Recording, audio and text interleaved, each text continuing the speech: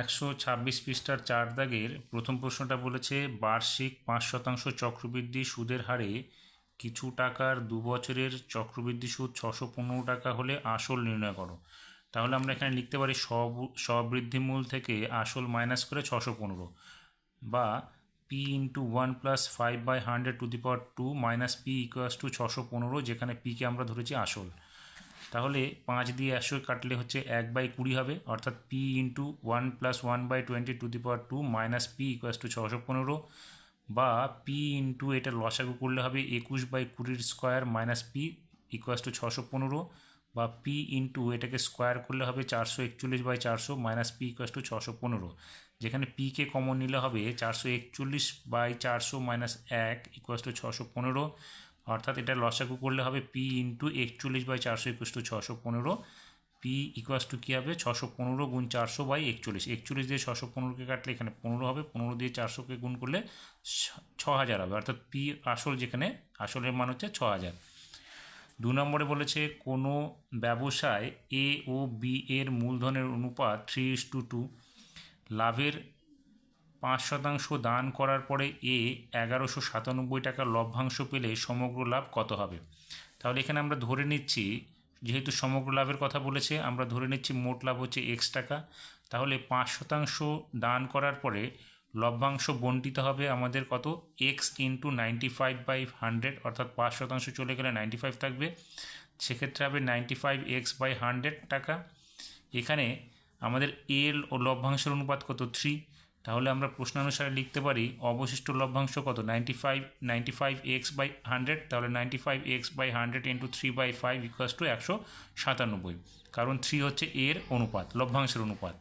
তাহলে এখানে আমরা গুণ করলে কী পাবো, আমরা 5 দিয়ে যদি 95কে কাটি তাহলে হবে 19, তাহলে 3 ইন্টু 19 x/100 ইকুয়ালস টু 1197, বা এক্সের মান কী হবে 1197 ইন্টু 100/3 ইন্টু 19। এবার আমরা যদি এটাকে ক্যালকুলেশন করি তাহলে এক্সের মান পাবো হচ্ছে 2100 টাকা, অর্থাৎ মোট লাভ হয়েছিল 2100 টাকা। এখানে 3 নম্বরে বলেছে 2x + 1/x ইকুয়ালস টু 2 হলে x/2x² + x+1 এর মান কত হবে। আমরা কি করলাম, 2x + 1/x ইকুয়ালস টু 2, এখানে আমরা লসাগু করে দিলাম, তাহলে কী হবে 2x² + 1/x ইকুয়ালস টু 2, বা 2x² + 1 ইকুয়ালস টু কী হবে, এক্সের সঙ্গে 2 গুণ করলে 2x হয়ে যাবে। তাহলে আমরা এখানে বের করলাম 2x² + 1 এর মানটা। এবার আমরা কি করলাম, যে অংশটার মান বের করতে হবে সেটা এখানে লিখে নিলাম x/2x² + x+1, যেখানে দেখো 2x² + 1টাকে আমরা এখানে পেয়েছি কত, 2x, সেই জন্য আমরা লিখতে পারি x/2x² + 1 + x, এখানে 2x² + 1 এর মানটা আমরা 2x বসিয়ে দিলাম, যেটা বের করেছিলাম। তাহলে x/2x + x, বা x/3x হয়ে যাবে, এটা যোগ করলে x কেটে গেলে 1/3 হবে আমাদের অ্যান্সার। 4 নম্বরে বলেছে x yz এর সঙ্গে সরলভেদে এবং y zx এর সঙ্গে সরলভেদে হলে দেখাও যে z একটি ধ্রুবক। তাহলে আমরা প্রথমটুকু নিয়ে নিলাম, এখানে নিয়ে x এর মান লিখলাম x equals to k1 yz, যেখানে k1 হচ্ছে অশূন্য ভেদ ধ্রুবক, এবং দ্বিতীয় অংশটুকু নিয়ে আমরা লিখতে পারি y equals to k2 into k2 zx, যেখানে k2 অশূন্য ভেদ ধ্রুবক, বা x ইকুয়ালস টু y/k2z। আমরা দুটো ক্ষেত্রেই x এর মান বের করেছি, সেই জন্য x এর মানটা আমরা সমান করে দিতে পারি, সেই জন্য এখানে x এর মান দুটো সমান করে দিলাম। দিয়ে আমরা y উপর থেকে কেটে গেলে এখানে থাকবে k1z ইকুয়ালস টু 1/k2z। আমরা কি করলাম, k1 k2 ইকুয়ালস টু কী করবো, 1/zটা এখানে এসে z² হয়ে যাবে, বা z² ইকুয়ালস টু কী হবে 1/k1 k2, বা z এর মান কী হবে √1/k1 k2। দেখো k1 k2 ধ্রুবক হয়ে যাওয়ায় z এর মানটা এখানে ধ্রুবক হয়ে যাচ্ছে, সেক্ষেত্রে আমরা প্রমাণ করতে পারলাম z হচ্ছে একটি ধ্রুবক সংখ্যা। 5 নম্বরে বলেছে ত্রিভুজ ABC এর বিসি বাহুর সমান্তরাল AB ও AC, বিসি বাহুর সমান্তরাল AB ও AC বাহুকে যথাক্রমে D ও E বিন্দুতে ছেদ করে। AD/BD ইকুয়ালস টু 3:5 এবং AC ইকুয়ালস টু 16 সেমি হলে CE এর দৈর্ঘ্য কত হবে। তাহলে ত্রিভুজ ABC এর ক্ষেত্রে BC এর সমান্তরাল ED বাহু, যা ABকে D বিন্দুতে এবং ACকে E বিন্দুতে ছেদ করে। আমরা জানি কি, যেহেতু BC সমান্তরাল DE, সেক্ষেত্রে AE এডি এবং বিডির অনুপাত কী হবে, এখানে এডি এবং বিডির অনুপাত 3:5 দেওয়া আছে, সেক্ষেত্রে সমান্তরাল এ বিসি এবং সিডি ডিই সমান্তরাল হয়ে যাওয়ায় এই এবং ইসির অনুপাতও 3:5 হবে। তাহলে সেটা আমরা লিখে নেব। এবার প্রশ্নে বলেছে এসির মান হচ্ছে 16 সেমি, তাহলে 16 সেমি যদি এসি হয়, এখানে এই এবং সিইর অনুপাত পেয়ে গেলাম আমরা। আমাদের সিই তাহলে কী হবে, সিইর অনুপাত হচ্ছে এখানে 5, তাহলে আমরা লিখব 16 × 5/8, যেখানে 8 দিয়ে এটা কাটলে 2 হবে, 2 আর 5 গুণ করলে 10 সেমি, অর্থাৎ সির মান হবে 10 সেমি। 6 নম্বরে বলেছে ত্রিভুজ এবিসি এর কোণ এবিসি 90 ডিগ্রি এবং কোণ, এখানে কোণ না এটা বাহু হবে, এবি = 5 সেমি, বিসি = 12 সেমি হলে ওই ত্রিভুজটির পরিব্যাসার্ধের দৈর্ঘ্য কত। দেখো ত্রিভুজ এবিসি এর বিটা যদি সমকোণ হয় তাহলে এসি হচ্ছে অতিভুজ, আর আমরা জানি সমকোণী ত্রিভুজের পরিবৃত্তের ব্যাস হচ্ছে অতিভুজ। সেক্ষেত্রে আমরা এসির মানটা আগে বের করব। তাহলে এসি কী হবে, এসি হবে √AB² + BC²। আমরা সেখানে মানটা বসিয়ে দিলাম, বসিয়ে এখানে পাবো কি √ABর মান ছিল 5, তাহলে 5-এর স্কোয়ার করলে 25 পাবো, বিসির মান হচ্ছে 12, 12কে স্কোয়ার করলে 144 পাবো, দুটো যোগ করলে √169 হবে, যেটা রুট করলে হবে 13, অর্থাৎ পরিব্যাসার্ধ, আমাদের ব্যাসার্ধ চেয়েছে, তাহলে ব্যাস হচ্ছে এসি, এসির মান হচ্ছে 13, 13কে 2 দিয়ে ভাগ করলে ব্যাসার্ধ পেয়ে যাব, তাহলে পরিব্যাসার্ধর মান হবে 6.5 সেমি। 7 নম্বরে বলেছে ত্রিভুজ এবিসি এর কোণ এবিসি 90 ডিগ্রি এবং বিডি লম্ব এসি যদি এবি = 5 সেমি এবং বিসি = 12 সেমি হয়, তবে বিডি এর দৈর্ঘ্য কত। তাহলে এখানে এবিসি ত্রিভুজের বি কোণটা হচ্ছে আমাদের 90 ডিগ্রি এবং এখানে এবি 5 সেমি বলেছে, বিসি বলেছে 12 সেমি এবং বিডি লম্ব এসি, আমাদের এডির মান বের করতে বলেছে। আমরা কি করলাম, এখানে যেহেতু এটা বি কোণটা 90 ডিগ্রি, তাহলে আমাদের এসিটা হচ্ছে অতিভুজ, অতিভুজের মানটা আমরা বের করে নেবো এসি হিসাবে। এসি মান কত বেরোবে, এখানে AB² + BC² মান আমরা বসিয়ে দেবো, বসিয়ে আমরা বের করবো হচ্ছে 13। এবার আমরা ধরে নিচ্ছি এডির মানটা হচ্ছে এক্স, তাহলে এখানে বিডি লম্ব এসি, সেক্ষেত্রে এডিবি এবং বিডিসি দুটোই হচ্ছে আমাদের কি সমকোণী ত্রিভুজ। তাহলে এখান থেকে আমরা বিডিটাকে সাধারণ বাহু ধরে নিয়ে বিডির মান বের করব। বিডি কী হবে, এডিবি ত্রিভুজের ক্ষেত্রে এবি √AB² - এখানে AD² হবে, সেক্ষেত্রে আমরা এখানে মানটা বসাবো, বসিয়ে আমরা মানটা বের করব। বিডির মান হচ্ছে √25 - x², এটাকে আমরা 1 নং সমীকরণ হিসেবে রেখে দিচ্ছি। এবং দ্বিতীয় ক্ষেত্রে ত্রিভুজ বিডিসি এর ক্ষেত্রে বা সিবিডি এর ক্ষেত্রে আমরা এখান থেকে বিডির মানটা বের করব। তাহলে এখানে বিডির মানটা কী হবে, বিডি = √BC² - CD², অর্থাৎ এটা অতিভুজ, এটা লম্ব, তাহলে BC² √BC² - BD² করব। তাহলে এখানে আমরা রেখে দিচ্ছি, বিসির মান হচ্ছে 12, প্রশ্নানুসারে এখানে দেওয়া আছে যে 12, তাহলে আমরা এখানে লিখবো হচ্ছে 12² - সিডি এখানে কি, এটা বিসির মান যদি 13 হয় 13 - x হবে, সেক্ষেত্রে 13 - x এর স্কোয়ার। এবার আমরা কি করব, এখানে 12² করলে 144 হবে এবং 13, এটা 13 - x মানে হচ্ছে a - b² হলে a² - 2ab + b² হবে, সেই অনুযায়ী আমরা এখানে লিখলাম 169 - 2ab, অর্থাৎ 2 × 13 × x হলে 26x হবে মাইনাস দিয়ে, এবং x² করলে +x² হয়ে গেল। এবার আমরা মাইনাসের পরে এই ব্র্যাকেটটা উঠিয়ে দিলে 144, এখানে -169, মাইনাসটা প্লাস হয়ে 226x, এখানে প্লাসটা মাইনাস হয়ে যাবে x², অর্থাৎ এখানে ক্যালকুলেশন করলে কী হবে, 144 এবং 169 মাইনাস করলে হবে -25 + 26x - x², এটাকে 2 নং সমীকরণ লিখে দিলে আমরা বিডির মানটা তুলনা করে পাবো 1 ও 2 নং সমীকরণ থেকে, সেটা আমরা এখানে লিখে দিলাম।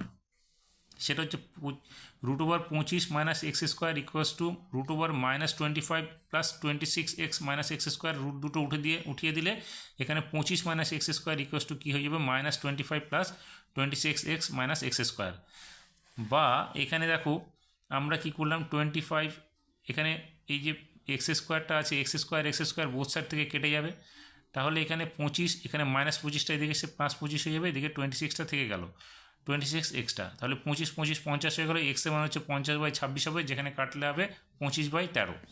এবার এই এক্সের মানটা আমরা কি করলাম, 1 নং সমীকরণে বসিয়ে দেবো, সেখানে পাবো কি, বিডি = লেখা ছিল 1 নং সমীকরণে √25 মাইনাস, এখানে ছিল দেখো 25 কত ছিল, এখানে x² ছিল, তাহলে x² মানটা আমরা এখানে বসিয়ে দিচ্ছি।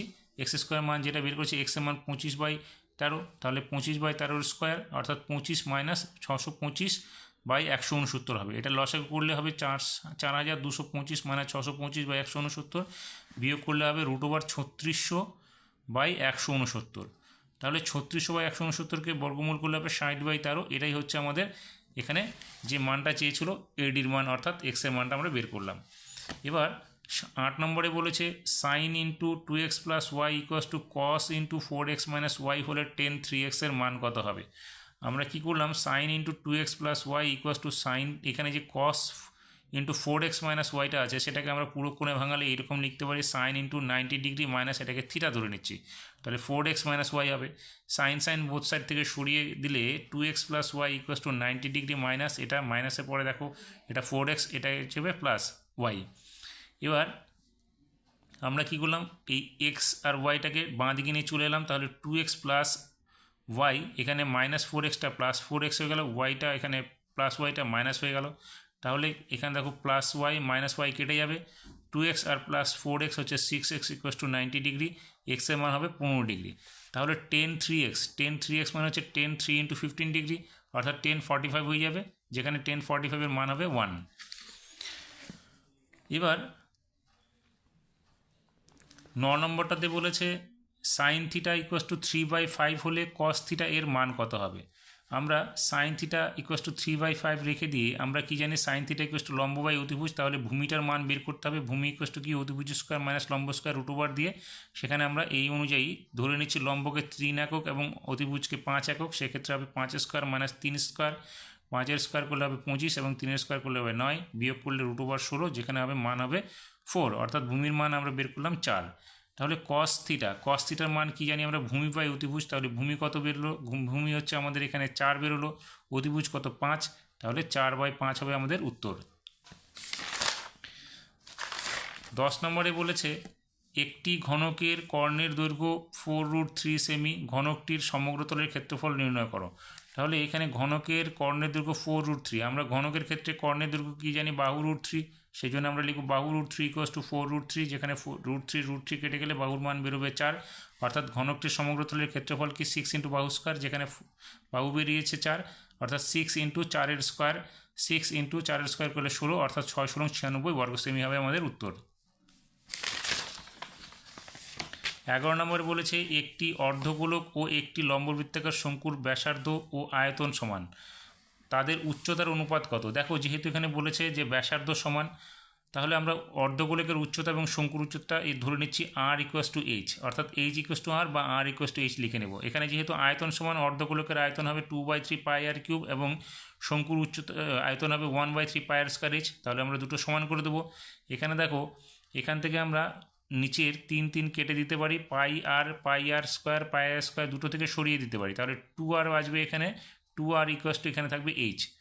এবার r/h, তাহলে কী হবে, r/h করলে হবে কত, 1/2, যেখানে r:h হবে 1:2, অর্থাৎ এখানে বলেছে তাদের উচ্চতার অনুপাত। উচ্চতা এখানে r ধরা হয়েছে, কারণ অর্ধগোলকের যেটা উচ্চতা সেটাই শঙ্কুর উচ্চতা, অর্থাৎ rটাও এখানে উচ্চতা হিসেবে ধরা হয়েছে, সেই জন্য উচ্চতার অনুপাত হচ্ছে 1:2।